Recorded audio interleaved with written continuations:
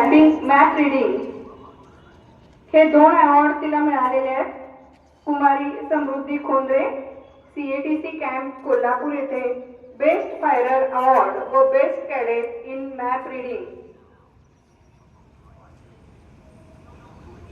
अभिनंदन समृद्धी. आमच्या महाविद्यालयाचं नाव कॅम्पमध्ये कोल्हापूर इथं झळकवल्याबद्दल धन्यवाद.